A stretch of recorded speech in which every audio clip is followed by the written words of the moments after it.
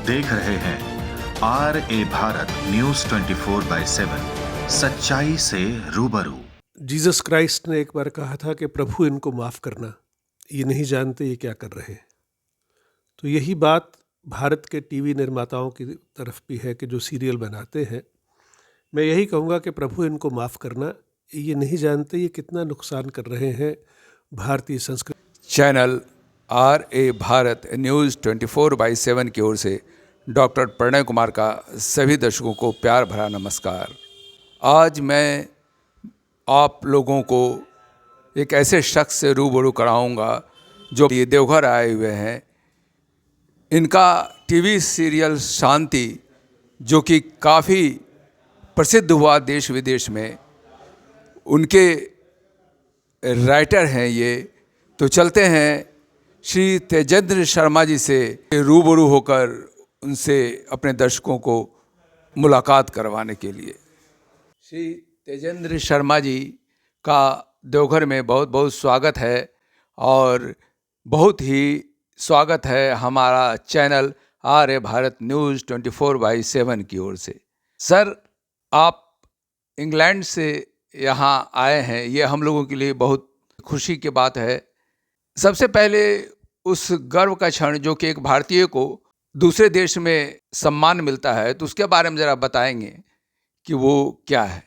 कुछ ऐसा है भाई कि ब्रिटेन एक ऐसा समाज है, ऐसी सोसाइटी है जहाँ हर इंसान को मौका मिलता है बराबर का। वहाँ लोकतंत्र जो है सही मायने में मौजूद है। तो मैं पिछले करीब 25-30 साल से ब्रिटेन में हिंदी साहित्य और हिंदी भाषा के लिए काम कर रहा हूँ। तो मुझे वर्ष 2017 में ब्रिटेन की महारानी ने MBE की उपाधि से सम्मानित किया, तो कहते हैं मेंबर ऑफ ब्रिटिश एम्पायर। और ये सम्मान मुझे उस समय प्रिंस चार्ल्स के हाथों मिला था। अब आज प्रिंस चार्ल्स किंग चार्ल्स हो गए। तो ये एक ऐसी अनुभूति है कि वो देश जो कभी चाहता था कि भारत का एजुकेशन सिस्टम ख़त्म हो जाए, मैकॉले चाहते थे कि यहाँ की भाषा, यहाँ का कल्चर तबाह कर दिया जाए, वो देश बकिंघम पैलेस में भारतीय भाषा का सम्मान करे। ये एक भारतीय के तौर पर मेरी निजी और पूरे हिंदी समाज और भारत की इज्जत है कि साइटेशन में लिखा जाए कि हिंदी साहित्य की सेवा के लिए सम्मान दिया जा रहा है। शांति सीरियल लोगों ने देखा और वो एक मील का पत्थर साबित हुआ। तो शांति का जो चरित्र है, शांति के नाम का, और उसमें जो गुण दिखाए गए हैं भारतीय संस्कृति के, उस चरित्र की कल्पना आपने कैसे की? प्रेरणा कहाँ से मिली? बात यह है कि शांति किसी एक व्यक्ति का लेखन नहीं है।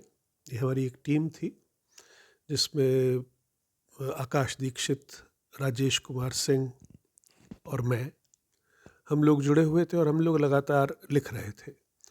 और हम लोगों के डिस्कशंस का नतीजा था कि जो शुरुआत में केवल एक 1.5 लाइन की कहानी थी, वो अंततः 758 एपिसोड तक पहुंच गई।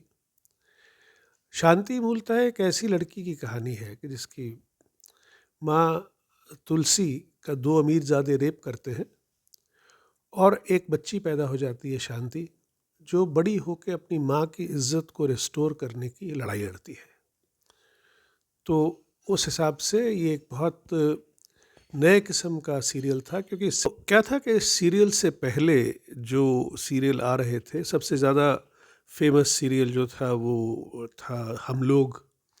वो हम लोग एक लोअर मिडिल क्लास के परिवार को लेके था।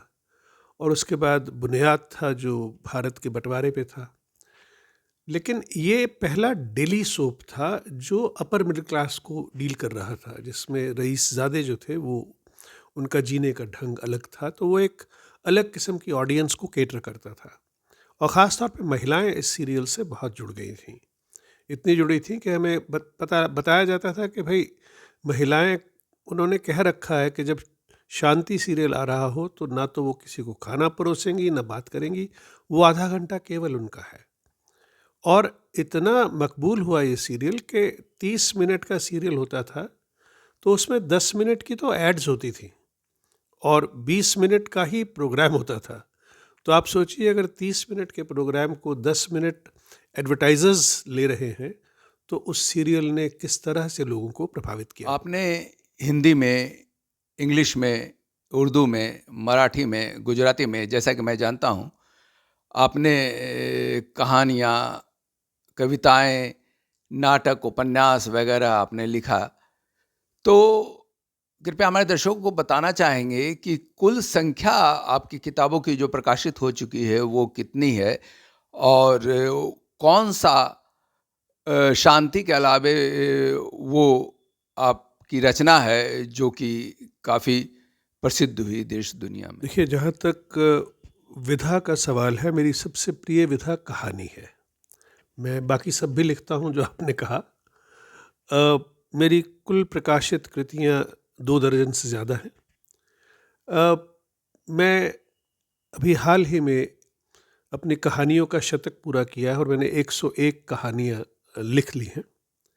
हाँ, अंग्रेज़ी वगैरह में लिखता हूँ, अन्य भाषाओं में लिखता हूँ, अनुवाद भी होता है। मगर मेरा जो मूल भाषा जिसमें मेरा सृजनात्मक लेखन हो रहा है, वो अब हिंदी है और ज़्यादा उसमें लिख रहा हूँ। और मेरी कुछ गज़लें यूट्यूब पर उपलब्ध हैं, जो कुछ जाने माने गायकों ने गाई भी हैं। मेरी कुछ कहानियाँ हैं जिन्होंने पाठकों का ध्यान अपनी तरफ खींचा है बहुत ज़्यादा। उनमें कब्र का मुनाफा, देह की कीमत, काला सागर, ढिबरी टाइट और संदिग्ध, उसके अलावा सपने मरते नहीं, मौत एक मध्यांतर, ये कुछ कहानियाँ हैं जिन्होंने काफ़ी हद तक शोधार्थियों को भी अपनी ओर आकर्षित किया है। बहुत से शोधार्थी दिल्ली विश्वविद्यालय, बॉम्बे विश्वविद्यालय, मद्रास, मणिपुर, बहुत जगह पे मेरे साहित्य पे शोध कर रहे हैं, पीएचडी कर रहे हैं। और जब वो शोधार्थी बाकायदा लड़ते हैं चरित्रों को लेकर कि आपकी कहानी में ये कैसे हो गया, वो कैसे हो गया, तो बड़ा अच्छा लगता है कि आज की युवा पीढ़ी साहित्य से जुड़ के साहित्यकार के साथ बहस करना चाहती है और चाहती है कि जैसा वो सोचते हैं साहित्य और कहानियाँ कुछ उस तरह से बन के सामने आए। और मुझे उसका लाभ ये होता है कि मैं युवा पीढ़ी के साथ जुड़ पाता हूँ और मेरा लेखन युवा रहता है, क्योंकि जब मुझे पता चलता है कि युवा पीढ़ी कुछ इस तरह का लेखन चाह रही है, तो मैं अपने दिमाग को युवा और तरोताज़ा रखता हूँ, उसे बूढ़ा नहीं होने देता। तो ये एक 2 वे प्रोसेस है कि जिसमें मैं जो लिख रहा हूँ वो युवा पीढ़ी तक पहुँच रहा है और युवा पीढ़ी उसको पसंद कर रही है। और मैं इस मामले में काफ़ी भाग्यशाली हूँ कि मुझे अपनी पुरानी पीढ़ी, जिसमें डॉक्टर नामवर सिंह, राजेंद्र यादव, कृष्णा सोपती, असगर वजाहत, इन तमाम लोगों ने, ममता कालिया, चित्रा मुदगल, इन लोगों ने मुझे बहुत सराहा है मेरे लेखन को। तरह तरह के वीडियोस बने हैं जिसमें उन्होंने अपनी राय प्रकट की है। और उसी के साथ जो मेरे साथ की पीढ़ी है और जो युवा पीढ़ी है, वो भी मेरे लेखन को न केवल पहचान रही है बल्कि सराहा भी रही है। तो इस मामले में अपने आप को भाग्यशाली पाता हूँ और मेरी उम्मीद रहेगी कि अंत तक मैं ये काम करता रहूँ। और जब से मैंने पुरवाई पत्रिका की शुरुआत की है ऑनलाइन, पहले वो हार्ड कॉपी छपती थी, लेकिन कोरोना के दौरान फिर वो ऑनलाइन पत्रिका हो गई, तो उसके जो संपादकीय हैं वो कुछ नया दे रहे हैं अपने पाठकों को। मुझे विश्व भर के हिंदी के पाठक जो हैं, उन संपादकियों को लेकर जो प्रतिक्रिया देते हैं, उससे मुझे लगता है कि मेरे जो संपादकीय हैं वो भी सृजनात्मक हैं, क्योंकि मेरे संपादकीय किसी राजनीतिक संपादक के संपादकीय न होकर एक कहानीकार के संपादकीय हैं, जो खोज के ऐसे ऐसे विषय अपने पाठकों के सामने लाता है कि जिससे पाठक जुड़ जाएं और उनके जीवन में कुछ मूल चूक परिवर्तन आए। देवघर पुस्तक मेला के मंच पर आपने कुछ ऐसा कहा था, मेरी समझ में बात उस समय नहीं आई, आप कृपया स्पष्ट करना चाहेंगे। एक कहीं पर आपने चर्चा किया था, कब्रिस्तान बाय वन गेट वन, इस तरह से शायद आपने कुछ बोला था। मेरी कहानी है कब्र का मुनाफा। वो एक ऐसे समाज का चित्रण करती है जहाँ कुछ अमीर लोग नहीं चाहते कि मरने के बाद गरीबों के साथ उनको दफन किया जाए। वो मरने के बाद अपने जैसे लोगों के साथ जीना चाहते हैं, तो वो एक प्लॉट ले लेते हैं और उस प्लॉट में कब्रें कटवा लेते हैं और अपनी पत्नी के लिए वो कब्रें बुक कर लेते हैं। तो वहाँ वो कोशिश ये कर रहे हैं कि जैसे buy one get one free या buy two get one free का रिवाज है आजकल, तो वहाँ भी वो बार्गेन करते हैं कि अगर buy two get one free हो जाए तो अपने किसी बच्चे का भी इंतज़ाम वहाँ कर लें। तो अब सोचिए, कभी कोई माँ बाप अपने बच्चे की मौत के बारे में सोचेंगे? मगर अब समाज ऐसा हो गया है, बाज़ारवाद इतना हावी हो गया है कि वो बच्चे की मौत और उसकी कब्र के बारे में भी सोचने के कोई गुरेज नहीं करते और कोई शर्मिंदा महसूस नहीं करते। तो ये एक ऐसा समाज है जहाँ जैसे ही उनको पता लगता है कि कब्र खरीद कर अगर उसे 2 साल में बेच दिया जाए तो उसमें भी वही फ़ायदा है जो एस्टेट एजेंट को घर बेचने में है। तो वो उस धंधे को अपना रहे हैं कि कब्रें खरीदो, कब्रें बेचो और बीच का मुनाफा कमाओ। उसी को कब्र का मुनाफा कहते हैं। सर, ये तो बहुत ही अच्छा विषय है, व्यंग्य का विषय है। अगर इस पर सीरियल्स बनाए जाएं तो दर्शकों को काफ़ी मज़ा आएगा। इस पर आपका क्या विचार है? ऐसा है कि लेखक लिख सकता है और विषय को पकड़ने का काम निर्माता और निर्देशकों का है। निर्माता को हिम्मत दिखानी होगी कि वो सास बहू की सोच से बाहर आए और ऐसे विषयों पे काम करे जो विषय आम पाठक को, आम श्रोता को झकझोरे। उनको पता लगे कि और भी दुनिया है सास बहू के अलावा। हमारे यहाँ क्या है कि बर्तन भी मांज रही है बहू तो वो लिपस्टिक, नेल पॉलिश और 1 इंच का तह का मेकअप करके और सिल्क की साड़ी पहन के बर्तन मांजती है। तो ये जब तक नकली सोच ख़त्म नहीं होगी और गंभीरता से काम नहीं होगा, क्योंकि मेरे हिसाब से 21वीं सदी में सिनेमा में कुछ परिवर्तन आ रहे हैं। कुछ ऐसी फिल्में बन रही हैं जो नए विषयों को लेके और नए तरीके की फिल्में लोगों के सामने पेश की जा रही हैं, लेकिन टेलीविज़न सीरियल में इसका खासा अभाव है। और जो OTT चैनल पे आ रहे हैं उनमें नंगेपन को ज़्यादा उभारा जा रहा है और गंभीर विषयों को कम लिया जा रहा है। मैं ये नहीं कह रहा कि सब खराब है, इतनी बुरी स्थिति नहीं है, मगर अभी भी जो विषयों का चुनाव है वो साहित्यिक कृतियों से ना होके ऐसा होता है कि भाई हमने तो अब एक्टर साइन कर लिए हैं, अब एक कहानी ढूंढो, कहानी लिखो।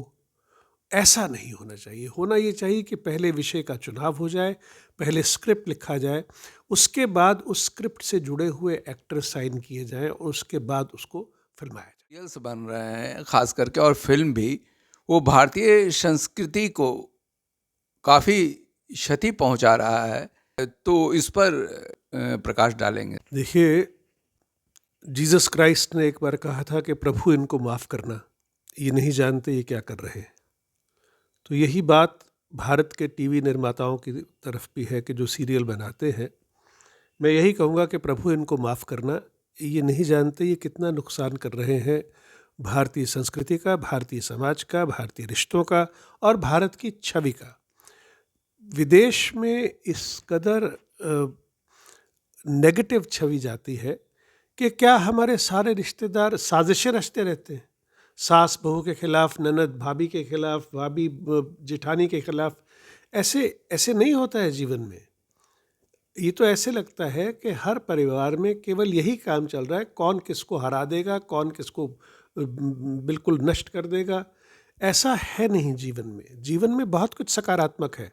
अगर सकारात्मक नहीं होता तो हम जी नहीं रहे होते। आप सोचिए, एक आदमी लंदन से देवघर बुलाया जा रहा है। अब देवघर भारत का कोई ऐसा हिस्सा नहीं है जो बहुत प्रोमिनेंटली जिसको as a tourist site promote किया गया हो, लेकिन साहित्य के माध्यम से एक व्यक्ति लंदन से देवघर आता है और देवघर के लोगों से इंटरेक्शन करता है। अगर साहित्य ये कर सकता है, तो अगर सही साहित्य को, सही विषयों को टेलीविज़न में उठाया जाएगा, फिल्मों में उठाया जाएगा, तो आप देखेंगे कि हमेशा ट्रेंड सेटर एक ही होता है। मदर इंडिया एक ही होती है, गंगा जमुना एक ही होती है, लेकिन उसके बाद एक कतार लग जाती है वैसी फिल्मों की। तो उस तरह की फिल्में जो हैं, जो बाद में बनती हैं, वो कॉपीज़ होती हैं। लेकिन हर निर्माता को ये हिम्मत दिखानी होगी कि वो एक ऐसा विषय उठाए जो देह की कीमत, कब्र का मुनाफा, संदिग्ध, वंस ए सोल्जर, मेरी कहानियाँ हैं, इनके ऊपर जब फिल्म बनेगी तो लोग देखेंगे और वो नोटिस लेंगे कि हाँ, हमारे समाज में अच्छी कहानियाँ, पॉजिटिव कहानियाँ हैं। धन्यवाद महोदय। इस उम्मीद के साथ कि आपकी लेखनी जो है वो भारतीय संस्कृति की अच्छाइयों को स्थापित करेगी, बहुत बहुत धन्यवाद। और हमारा चैनल RA भारत न्यूज़ 24/7 की ओर से भी बहुत बहुत धन्यवाद जो आपने समय दिया। आपके श्रोताओं को मेरी तरफ से नमस्कार। आपके यहाँ जिस तरह से खबरों का चयन होता है, कार्यक्रमों का चयन होता है, जैसे आप हमसे बात करने के लिए आए हैं, आप और बहुत से लोगों से बात करते हैं, तो मुझे पूरी उम्मीद है कि जो काम आप अपने चैनल पे कर रहे हैं, कि सही व्यक्तियों का चयन करके सही कार्यक्रम पेश कर रहे हैं, तो ठीक उसी तरह जो भारत के टीवी और फिल्म निर्माता हैं, वो आपसे सबक लेते हुए कुछ इस तरह के विषय उठाएंगे कि कल को हम सब कह सकेंगे कि आपके चैनल ने राह दिखाई। धन्यवाद। डॉक्टर प्रणय कुमार की ओर से तथा इस चैनल की ओर से आपको तहे दिल से धन्यवाद महोदय।